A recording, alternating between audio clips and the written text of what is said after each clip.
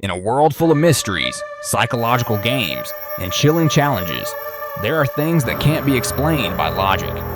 Once again, will you dare to face yourself in this journey? Starting with a mysterious message, a game that pushes you to the edge of reality and illusion, where you'll never know who you'll become after each challenge. They say love is blind. But what if it's not love that blinds us? What if it's the illusion of safety? In a world where we swipe left and right more than we blink, where one smile in a profile photo can earn our trust more than 1,000 real-life conversations, the line between a first date and a final night has never been thinner. Tonight, I'm about to take you down a road that many have walked, but few have returned from the same. These aren't just horror stories. These are memories, mistakes, warnings. Every one of these 8 stories began like yours or mine, with hope, with butterflies, with a simple, hey, wanna grab coffee?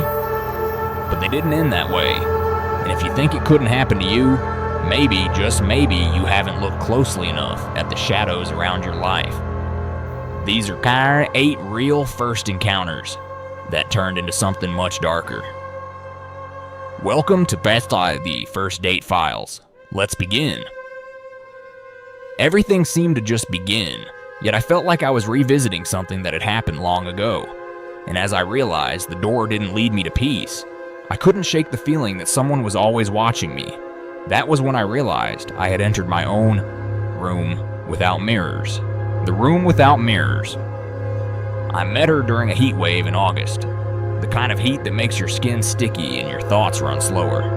I wasn't looking for anything serious, just a conversation, maybe a drink, something to keep the silence away. Her name was Lena.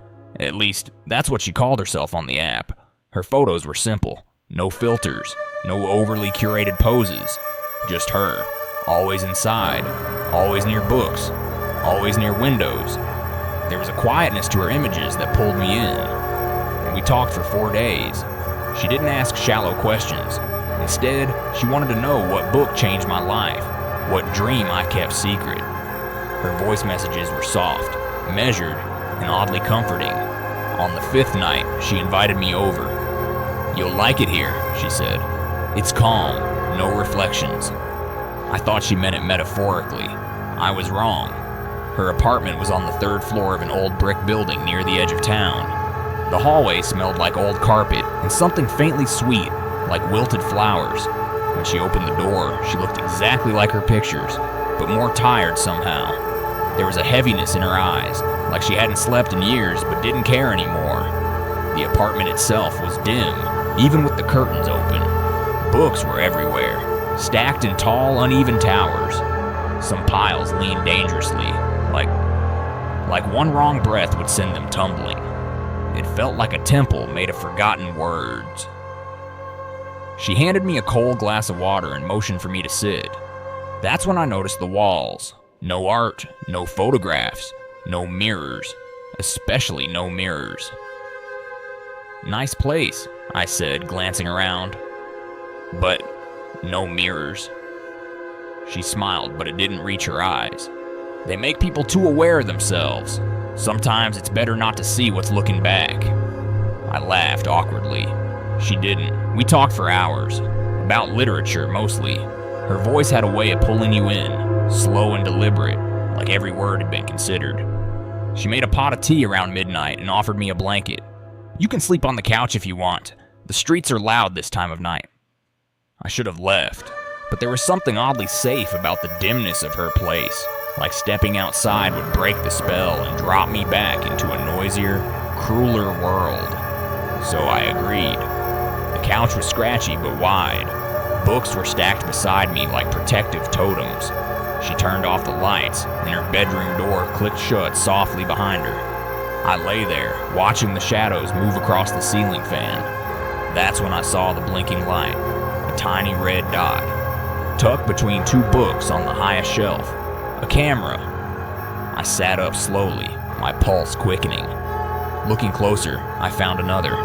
This one tucked behind a potted plant on the shelf across the room, and another, inside what looked like a hollowed-out dictionary. Each one pointed directly at the couch. At me. I didn't move, didn't breathe. I waited until the apartment was silent, her breathing soft and steady behind the closed door. Then I stood up. Every creak in the floorboard felt like a scream. I tiptoed to the bathroom, hoping to splash water on my face and regroup. And that's when I remembered. There was no mirror. Instead, where a mirror might have hung, there was a strange patch of wallpaper, slightly wrinkled at the edges. I peeled it back. Behind it was a compartment, and inside that was a box. It was lined with black velvet, cold to the touch. Inside were Polaroids, dozens.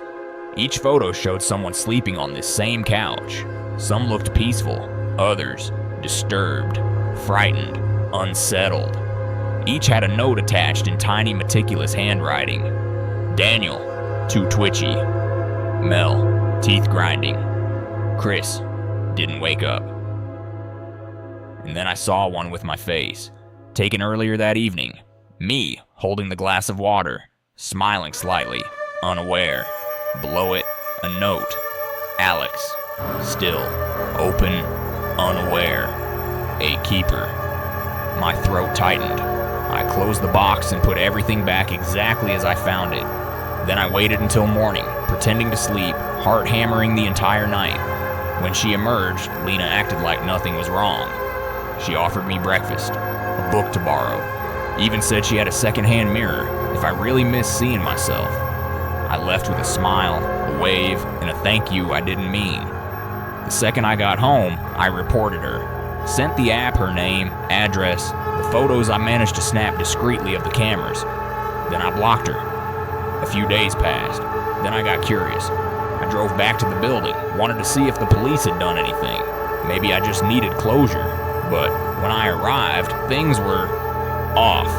There was no apartment number 304 anymore, just a bricked wall. The entire unit was sealed off, as if it never existed. I asked the landlord what happened. He frowned. That unit's been closed for 5 years, ever since the incident.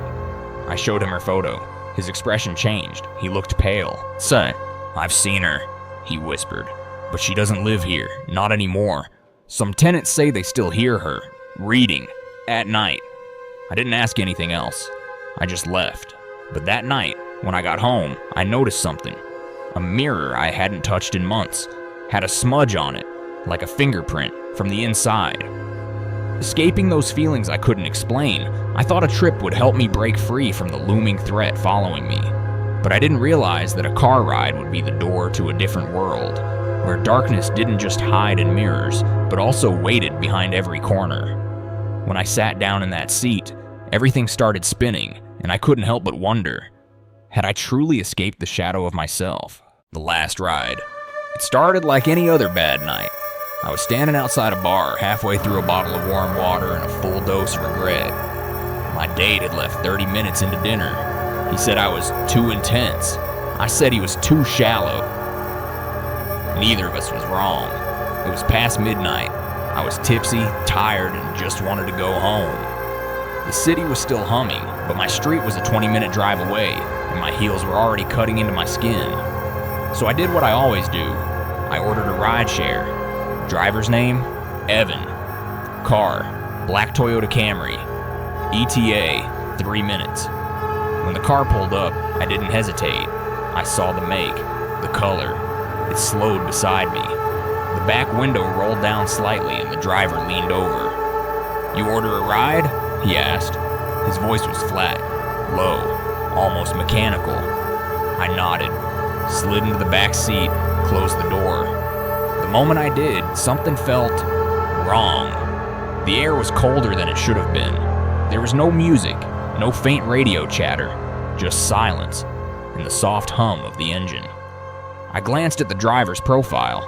He had a cap pulled low, shadowing most of his face. His hands were gripping the wheel tightly, too tightly. "Evan, right?" I asked. He didn't answer. I leaned slightly forward. "Sorry, just making sure. Are you Evan?" Still nothing. Instead, he made a sharp left turn onto a street I didn't recognize. Now, I've lived in this city for 6 years. I know the main roads, shortcuts, and even the sketchy ones. But this wasn't even a road. It looked more like an alley. No streetlights, no signs, just dirt, potholes, and darkness. I unlocked my phone, opened the rideshare app. The screen was blank. No map, no route, no timer, just a spinning wheel, trying and failing to reconnect. I looked up again. "Excuse me, where are we going?" This time he spoke. Shortcut. One word. Flat. Cold. I started to panic. I texted my roommate. "Hey, in a weird street. This driver isn't talking. Feels wrong. Track me?" Message failed to send. No signal. I looked around the car. No rideshare stickers. No dash display. No ID. My stomach dropped. I wasn't in Evan's car. I was in someone else's. "Listen," I said, trying to keep my voice calm. "I think I made a mistake. Can you drop me off here? I'll walk." He didn't respond, just kept driving. I reached for the door handle. It didn't move. Child lock. He saw me trying, and for the first time he spoke more than one word. "You shouldn't have gotten in." The car turned again, this time onto a narrow gravel road. Trees lined both sides. No lights, no houses, nothing but the sound of tires crunching rocks. My heart was pounding. I scanned the back seat. Nothing useful. No sharp objects. Just an old jacket, a fast food bag, and a phone. Face down. I lunged for it, hoping maybe his was connected to a network. The moment my hand touched it, the car screeched to a halt. He turned around slowly. His face was older than I expected. Deep lines, pale skin, but his eyes were the worst part. They were completely empty, not angry, not scared, just void. "You don't touch that," he said. I dropped the phone, hands up. Okay, just take me back. I won't tell anyone, please." He stared at me for a long moment, then he smiled. "You remind me of the last one." He turned back and started driving again. I couldn't breathe. My mind was racing, calculating every possible outcome. I couldn't scream. No one would hear. Couldn't jump. Doors were locked and we were speeding now. And then, a miracle. A pair of headlights appeared ahead. Another car, on a crossroad. I did the only thing I could. I screamed, loud, long, slammed my palm against the window over and over. The other car slowed, just a little, enough for my driver to curse under his breath and veer sharply into the trees. Branches scraped against the windows, leaves slammed against the windshield. The car jolted, bounced, until he finally braked. "Now look what you did," he hissed. He opened his door, got out, and that was my only chance. I crawled over the center console, ignoring the gear shift digging into my ribs, and slid into the driver's seat. Slammed the door, locked it, grabbed the wheel. I'd never driven a car like this before, but adrenaline is a hell of a teacher. I turned the keys. The engine coughed, then roared to life. I floored it. I didn't look back, not even when I heard him yelling. Not even when something, maybe a rock, maybe something worse, hit the back window and cracked it. I drove until I hit pavement, until I found a gas station, until I could breathe. The clerk called the cops. I gave them everything. Description, time, GPS estimate. They found the car 2 days later. Abandoned, burned, untraceable. No fingerprints, no ID, no cameras on that road. And Evan, the real Evan? He'd canceled my ride 2 minutes before the fake one pulled up. My app never updated. My phone never received the alert. And the phone I grabbed in the back seat, wiped clean, no data. But there was one thing the police didn't find. Tucked in the seat pocket behind the driver's seat, I found a note, folded, yellowed, handwritten. It said, "She got away, but the next one won't." With the fear that gripped me, I searched for a place to find peace. But the house I stayed in only made me feel like I was a part of a sacrificial offering. Like a soul trapped in the statues I didn't even realize I was becoming a part of. The living altar. I was looking for a temporary place to stay. Somewhere cheap, quiet, and out of the city noise while I worked remote for a few weeks. The ad was simple. room for rent, quiet house, no pets, female tenants only. The photos showed a neat little home with old wooden floors, lace curtains, and a small garden. It looked like it belonged in another decade. The owner, Mrs. Alden, was a soft-spoken woman in her 60s.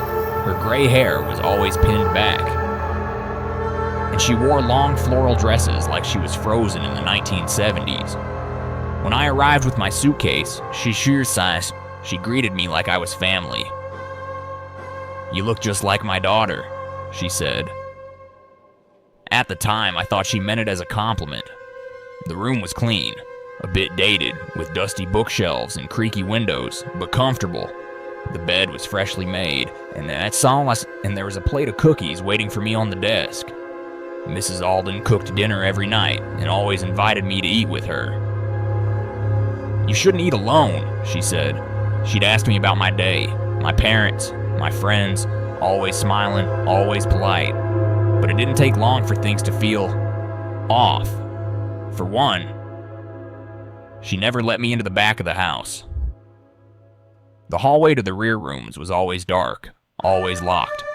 "Storage," she'd say. "Nothing interesting there." She also seemed to know things I hadn't told her.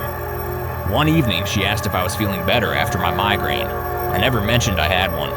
Another time, I came home late and found her sitting on the porch in the dark, staring at the street. "I was worried," she said. "You usually get home by 7:15. I hadn't told her my schedule. Still, she was kind. I brushed it off. Elderly people get lonely, I told myself. Then came the night everything shifted. I'd been living there for about 2 weeks when I accidentally locked myself out. I'd stepped into the yard for a quick phone call, and the old door latch clicked shut behind me. Mrs. Alden wasn't home. Frustrated, I circled around the back, hoping to find an open window. That's when I noticed the rear hallway door, usually locked, was slightly ajar. I pushed it open. The room was dark, lit only by a flickering candle. And what I saw made my breath catch in my throat.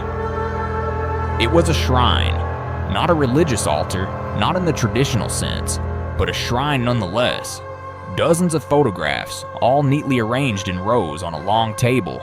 Flowers, mostly dead, lay scattered beneath them. Tall white candles burned at the corners, but what stopped me cold was the photo at the center. It was a picture of me, taken just days ago.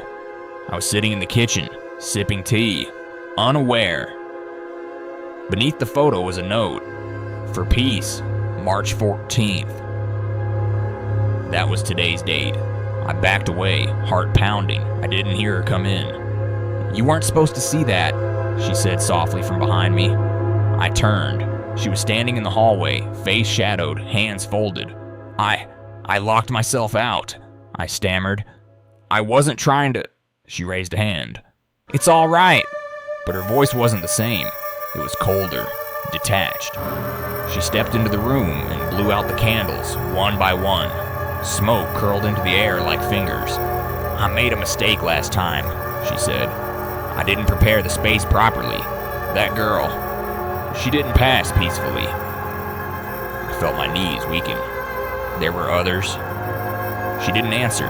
Instead, she walked to a wooden box on a side table and opened it. Inside were more photos, all different girls, each with a name and a date. Some dates were years ago, some were recent. My throat tightened, my skin crawled. I bolted, pushed past her, fumbled with the front door, ran barefoot into the night. I didn't stop until I reached the gas station 2 blocks away. The attendant called the police. They arrived 20 minutes later. They searched the house. The shrine was gone. The back room was empty, clean, no candles, no photos, just dust. They didn't find the box, or the notes. Mrs. Alden smiled politely and said I must have been confused. "She's been under a lot of stress," she said. "Poor thing, she even talks to herself." The officer pulled me aside. "She's old, quiet, clean record, no signs of foul play. You sure this isn't stress?" They didn't believe me. I moved out that night. 2 weeks later, I received a package. No return address, just my name. Inside was a single Polaroid. Me, standing in that shrine room, candlelight glowing around my face, eyes closed, like I was already gone. I've replayed that night 100 times, wondered if I imagined it, but the photo was real. I still have it, locked in a drawer I never open. What frightens me most isn't that she wanted to harm me. It's that maybe she truly believes she was helping, that whatever ritual she followed, whatever twisted comfort she found in that altar, she thought it was mercy. Since then, I've never lived with strangers, never trusted quiet little homes, and I always check every room, especially the ones they tell me not to enter, because sometimes people don't build altars for the dead, they build them for the soon-to-be. When I realized that everything wasn't just random, I understood I wasn't just facing a painting on the wall. They were living portraits, and every time I looked at them, I didn't just see myself. I felt like I was part of a story unfolding, one I hadn't known I was a part of, the portrait room. I met him at a small art show downtown. He wasn't part of the exhibit, just a guest, like me. But the way he spoke about lighting, color, and emotion, it was like he saw something deeper in every frame. His name was Callum. He introduced himself as a photographer. Not a professional, he said. Just someone obsessed with faces. I laughed. He didn't. We talked for about an hour, mostly about portraiture. I told him I'd done a few shoots before. For modeling gigs, nothing serious. He asked if I'd ever had a portrait taken that felt like it captured who I really was. I said no. He smiled. Then let me show you what that feels like. A few days later, I went to his studio. It was in a basement beneath an old bookstore, one of those indie places where the lights always flicker and the ceiling smells like dust. The hallway down to the studio was long and narrow, lit with a dull red bulb that buzzed faintly. When I reached the bottom, Callum was already waiting, camera in hand. He didn't ask me to sign anything, didn't offer coffee or water, just said, "Sit." The studio was strange. No backdrop, no ring light, no visible setup. Just a tall, worn armchair under a spotlight and dozens of drapes covering the walls. Heavy velvet, dark burgundy, the kind you'd find in an old opera house. I sat. He circled me slowly, adjusting the lens, murmuring things to himself like, "Tilt your head just a little more," and "Hold that breath." Then the clicking began. He took dozens of shots in near silence, each with a kind of urgency I didn't understand. His hands moved fast, but his eyes never left my face, even between shots. "You have the kind of sadness people only notice when they've lost you," he said at one point. I didn't know how to respond. After about 15 minutes, he lowered the camera. "Perfect," he whispered. I stood, brushing off my pants. "When will I get to see them?" He hesitated. "I don't usually show them to the subjects," he said. "It ruins the purity." I frowned. "But you said this was about capturing who I really am." He looked at me then, really looked, and something shifted in his face. "You're right," he said. "You should see it." He walked to one of the velvet drapes and, with a swift motion, pulled it aside. Behind it was a wall, but not just any wall. It was covered in portraits, dozens, maybe hundreds, all women, different ages, ethnicities, styles, but they all had one thing in common, the same expression, eyes closed, heads tilted slightly, and a soft, subtle smile, like they were dreaming, or resigned. And then I saw myself, there, on the wall, already printed, already framed, same expression, same lighting, same everything.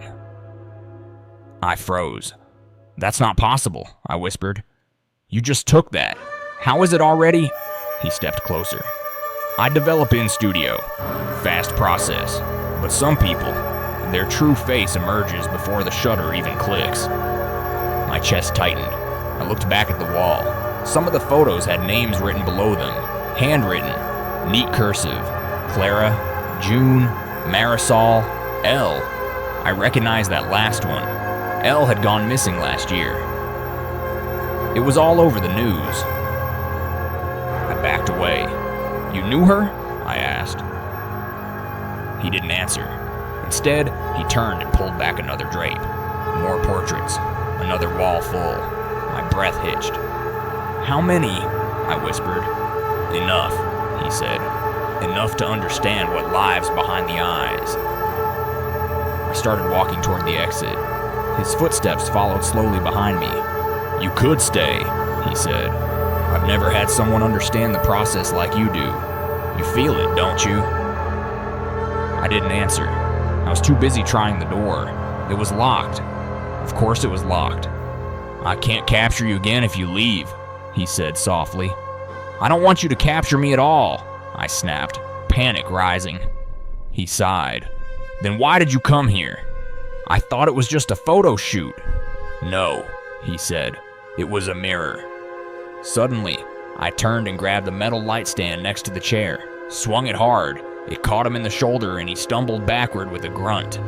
I used the moment to dig into his coat pocket, found a set of keys, and bolted. The hallway felt endless. The red light above flickered violently as I climbed. When I burst through the bookstore's back door into the alley, I didn't stop running until I reached the main street. I went to the police, reported everything, but when they went back, the studio was empty. No portraits, no drapes, no Callum. They found the owner of the bookstore, an old man half-deaf who swore no one had rented the basement in over a year. When they searched public records, there was no Callum listed anywhere.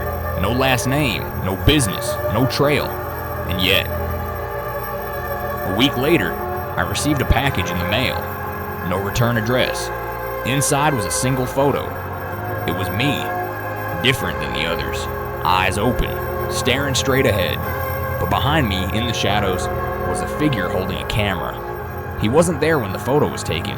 Some people think photography is about capturing light, but Callum, he was capturing something else. Something invisible, something buried. Since that day, I've never stood in front of a camera I don't trust. Never walked into a studio without knowing exactly how to get out. Because when someone's obsessed with your face, your true face, you have to wonder, what do they see in you that you haven't seen yet? But this couldn't stop. I couldn't stop searching for the truth, and yet I couldn't escape the shadow it cast. And then there was a place, a bar that I couldn't explain. A place where I didn't know where I had come from or where I was going. The bar with no exit. I met her on a Thursday night, and when the city felt heavier than usual, I had just been through a breakup. The kind that leaves you hollow, more tired than angry.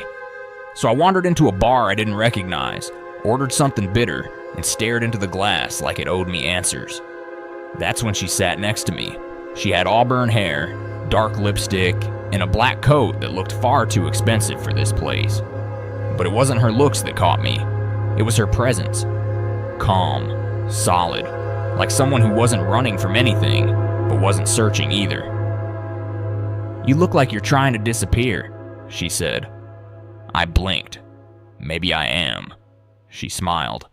"I know a place where you can." At first, I thought she was joking. Some edgy pickup line, but she slid a card across the counter. No name, no logo, just a red circle printed in the middle. Nothing else.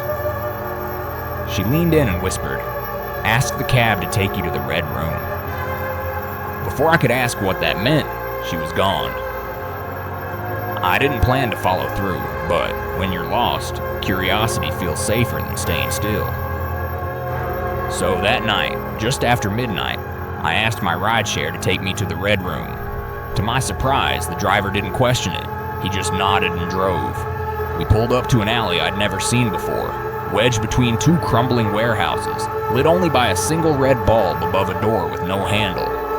The driver said nothing, just waited. I stepped out. The door opened on its own. The hallway beyond was long and dim, walls painted deep crimson. At the end, a man in a tuxedo nodded and opened another door. The bar was silent. No music, no chatter, just a soft humming, like an empty refrigerator or an old TV left on mute. The room was lit in dark amber tones. Everyone sat alone, quietly sipping drinks. No one looked at anyone else. I walked to the bar. The bartender didn't ask what I wanted. He simply slid a glass toward me. Dark liquid, no ice. I hadn't said a word. I drank it anyway, and immediately, everything slowed. Time didn't stop. It just thinned, like syrup, like the world was breathing slower than I was. I turned to look around. The room seemed larger now, deeper, the shadows in the corners darker than they should be. I spotted her, the woman from the night before. She was sitting in a booth alone, watching me. I walked over. "You came," she said. "What is this place?" I asked. "A pause," she said. "A pocket. No noise, no time, no pressure. Just stillness." I sat. She spoke in half answers, like everything was a riddle. She never touched her drink, never blinked. After a while, I stood up. "I should go." "Should you?" she asked. I walked back toward the door. Only there was no door, just wall, smooth, red, seamless. I turned to the bartender. He didn't move. I asked again. Nothing. I walked around the perimeter. No signs, no back exit, no windows, just that same low humming. I returned to my seat. She was still there, watching. "You knew," I said. She nodded. "Everyone who stays was once new." I felt a weight in my stomach. "How long have you been here?" She looked down at her hands. I stopped counting after the laughter died. I didn't sleep that night. Or maybe I did. There were no clocks, no sunrise. Just the same dim amber light, the same silent patrons, the same untouched drinks. At some point, I realized no one ever left their seat. No one got drunk. No one even aged. I tried screaming once. Nothing changed, not even a glance. Another time, I poured my drink on the floor. It vanished before it hit the ground. The bartender poured another and slid it toward me, without a word. Eventually, I stopped trying. Instead, I watched. I listened to the silence. I memorized faces. I learned their stillness. And then, one night, I think it was night, the door opened. A man walked in, just like I had, confused, curious. He looked around. He looked at me. And I smiled. Not out of kindness, out of recognition. He was me. A version of me. A repetition. A loop. The Red Room wasn't a bar. It was a net. A trap for the weightless. The lonely. The drifters. It gave you what you thought you wanted. Escape. But it never let you go. I don't know how long I've been here. Maybe weeks. Maybe decades. But I've come to understand the truth of it. Some places don't exist on maps. They exist in decisions. In the moment you say yes when you should have walked away. If someone ever offers you stillness, total, beautiful stillness, ask yourself, is peace what you're looking for, or permission to disappear? Because some doors don't open outwards, and some bars don't have exits. But in the shadows of the bar, I began to feel like I was part of a game I hadn't joined, a life that wasn't mine. And then, a stranger arrived with a key, bringing with him a choice I couldn't refuse. The locksmith. I woke up to the sound of my front door unlocking. Not knocking, not banging, unlocking. A slow, careful turn of the knob, like someone trying not to wake me. I froze. The only other person with a key was me. I stayed still in bed, holding my breath, ears straining for sound. The door creaked open, just a sliver. Then, silence. No footsteps, no voice, just the steady hum of my refrigerator from the kitchen. I didn't get up. I just waited for the morning to come. Then I called the locksmith. Funny, right? It had started 2 weeks earlier. I'd locked myself out one night, long day, tired brain, slammed the door shut before grabbing my keys. Classic. I Googled a 24/7 locksmith. The guy showed up in under 10 minutes. Quiet, efficient, didn't speak much English. Opened the door in less than a minute. Said his name was Eli. Took cash only. No receipt, no ID badge. But hey, he got me in. That's what mattered. Except, things started feeling wrong after that. My house didn't smell the same. Little things were moved. Drawer handles turned the opposite way I usually leave them.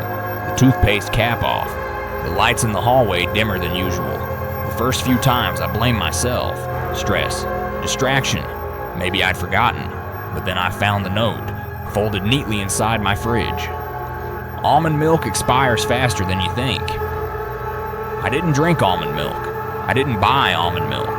But there it was, half used, sitting next to the note. I installed a camera, just one, pointing at the hallway. 2 days later, it was gone. Not broken, not unplugged. Gone. In its place, a small piece of paper taped to the wall. Nice try. That's when I stopped sleeping properly. I checked every lock 5 times a night, started placing things strategically. Tape on drawers, coins on door handles, subtle traps that only I would know how to read. Every morning, something was off. Never big, never loud, just enough to make me question if I was imagining it.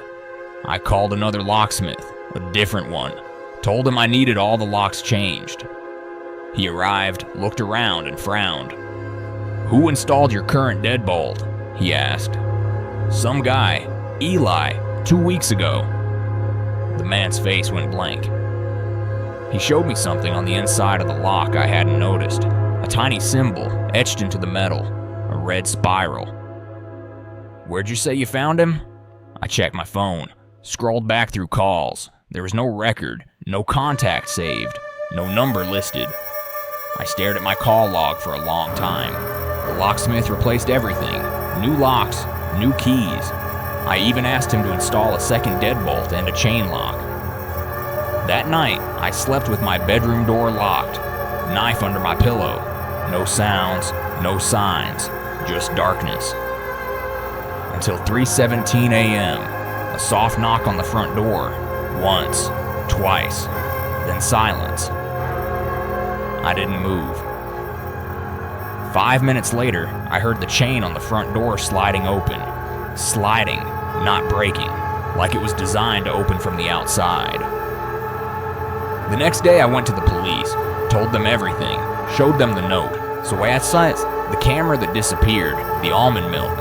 They were polite, wrote it all down, and then they asked me, "Do you live alone?" "Yes." "Anyone else have a key?" "No." "Do you take any medication?" "No." They smiled, nodded, promised to look into it. I never heard from them again. That night, I found another note, inside my pillowcase. "You dream too loud." That broke me. I packed a bag and left. Booked a hotel across town. Paid cash, didn't tell anyone. Checked in, deadbolted the door, blocked the peephole. Fell asleep by 10 p.m. I woke up at 3:17 a.m., the exact same time. A knock at the hotel door. Once, twice, then silence. The next morning, the hotel clerk said no one had been on the security cameras. No one had entered my floor. No staff had keys to my room after 9 p.m. I left that afternoon, got in my car, and drove. No destination, just movement. Hours passed. The highway blurred. I needed to stop. Found a small diner at the edge of a nowhere town. Ordered coffee. The waitress brought it over, smiled. "There's a note for you," she said. My blood ran cold. She handed me a small folded piece of paper. "Eli says hi." I never gave him my name, never told him anything, and yet, somehow, he knew where I'd be. I don't know who Eli is, or what he is. Maybe he's not a man. Maybe he's a habit, a curse, a test, a pattern you repeat when you stop trusting your locks and start trusting strangers. Whatever he is, he's still out there. I don't lock my doors anymore, because if someone wants in bad enough, they were never locked out to begin with. After the key unlocked a door, I thought I had found the answer. But as I looked into the large fish tank, I no longer saw myself. I didn't know who I was in this world. Maybe I was living, or maybe I was swimming in the darkness of my own reflection, where nothing was real. The fish tank. I woke up to the sound of water. Not running, not dripping, just surrounding, like I was inside it, For a moment, I couldn't remember where I was. The lights above flickered, the walls shimmered with a bluish hue. Everything felt curved, soft, heavy. Then I blinked, and the room sharpened into focus. I was sitting in a waiting area, glass walls, white floor, the faint smell of antiseptic and salt. A receptionist smiled too widely and said, "Dr. Solis will see you now." I didn't remember how I got there. The corridor to the lab was lined with aquariums. Not the usual kind with pebbles and plastic castles. These were floor-to-ceiling tanks embedded in the walls, filled with murky green water and creatures I couldn't quite identify. Some had eyes too large. Some had limbs where fins should be. Some just floated, still, as if waiting for something. As I walked, I caught glimpses of my reflection in the glass, but it didn't always move when I did. Sometimes it blinked after I did. Dr. Solis greeted me in a clean, windowless room that smelled like metal and moss. He was tall, gray-haired, and looked like he'd been carved from coral. His eyes were dark, too dark. "We're grateful you responded," he said. "Not many still volunteer for our kind of research." "I don't remember volunteering," I replied. He smiled. "That's normal." He gestured for me to sit. I hesitated. "Why am I here?" I asked. "To see what survives and what doesn't," he said. "You were selected weeks ago, chosen for your adaptability." That word lodged in my chest like a splinter. They gave me a tour, or at least that's what they called it. Glass hallways extended in every direction beneath the earth, flanked by tanks filled with ever stranger things. Some looked almost human, faces distorted by the water, fingers webbed, eyes blank but knowing. At one tank, I stopped. Inside was a figure curled near the back, pale skin, long limbs, hair floating upward like ink in the water. It looked up, and I felt a jolt in my spine. It had my face, not similar, not alike, mine. "Some subjects are more resonant than others," Dr. Solis said, stepping beside me. "Your likeness is exceptional." I backed away from the glass. "What is this place?" He didn't answer. Instead, he led me to another chamber, smaller, dimly lit, a single chair in the center, walls of thick glass. "This is the observation room," he said. "For what?" He didn't reply. The lights dimmed. A hum filled the space. I turned toward the glass, toward what I thought was the wall, and realized it wasn't just glass. It was a tank, and inside was me, or something that used to be me, floating, watching, mimicking. I raised my hand. It did too. Then, I dropped my arm. It didn't. That's when everything cracked. Flashes came back. Images, fragments, signing something in a clinic, being told I was part of a long-term consciousness transfer trial. Something about memory retention, about empathy, about how some vessels forget what they were. I stumbled back. "No. Integration is difficult," Dr. Solis said gently, "but you're doing well, better than most." I looked around the room. There were no doors, just the chair, the tank, the doctor, and something vibrating behind my eyes. "I want to leave." "You already have," he said. I ran. Down the halls, past the tanks, past the receptionist who now watched with blank, fish-like eyes, past corridors that looped back into themselves. No exits, just water, and reflections that lagged behind. Eventually, I found a room I didn't remember seeing before. No lights, no tanks, just a small table and a mirror. I looked into it and stared at someone who wasn't blinking. It wore my face, but not my fear. It smiled, and behind me, I heard Dr. Solis whisper, "You're ready for release." I woke up on a beach, clothes soaked, sand in my mouth, no memory of how I got there. Fishermen found me, took me in, asked no questions. I tried to speak, but the words came slowly. I looked in the mirror in the bathroom later that night. My eyes looked wrong, too round, too still. I blinked, and the mirror blinked a beat after me. I've since moved far from the ocean. No tanks, no water, no reflections. But sometimes, when I close my eyes, I feel the pull of the current. I remember glass walls. I remember being watched. I remember choosing. If someone ever offers you a chance to become something more, something evolved, ask yourself, will you still be you once you're done? Or will something else wear your face, better than you ever did? But everything seemed like a never-ending series of events. I didn't know when I crossed the line. And then, there appeared a place, a game, where I didn't realize what I was agreeing to, but I had already accepted the dare. But this game isn't about completing challenges.